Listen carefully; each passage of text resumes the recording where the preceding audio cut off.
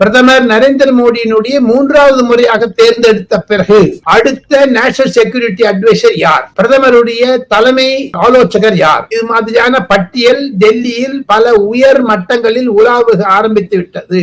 ஒரு வேட்டி கட்டிய தமிழன் கூட கேபினட் செக்ரட்டரி ஆனாலும் ஆகலாம், அல்லது principal secretary to prime minister ஆகலாம். அதுதான் டி.வி. சோமநாதன் என்று சொல்லக்கூடிய தற்போதைய நிதி செயலாளர். Intelligence bureau, research analysis wing இரண்டுமே தங்களுடைய ஆதிக்கத்தில் இருக்கக்கூடிய ஒரு அதிகாரியைத்தான் நேஷனல் செக்யூரிட்டி அட்வைசராக போட வேண்டும் என்று கருதுகிறார்கள். இருப்பினும் அடல் பிகாரி வாஜ்பாய் பிரிஜேஷ் மிஸ்ராவை நேஷனல் செக்யூரிட்டி அட்வைசராக வைத்தாரோ அதே மாதிரி ஒரு ஓய்வு பெற்ற இந்தியன் ஃபாரின் சர்வீஸ் ஆபீசர் கூட நேஷனல் செக்யூரிட்டி அட்வைசர் ஆகலாம் என்று செய்திகள் டெல்லியில் உலாவுகின்றன. அஜித் தோவலுக்கு எக்ஸ்டென்ஷன் இருக்காதா? அவருடைய முதுமை காரணமாக ஆலோசகராகவோ அல்லது அயல்நாட்டில் தூதுவராகவோ கவர்னராகவோ மாற்ற முடியும், நிறுவ முடியும் என்று தான் பேசுகிறார்கள்.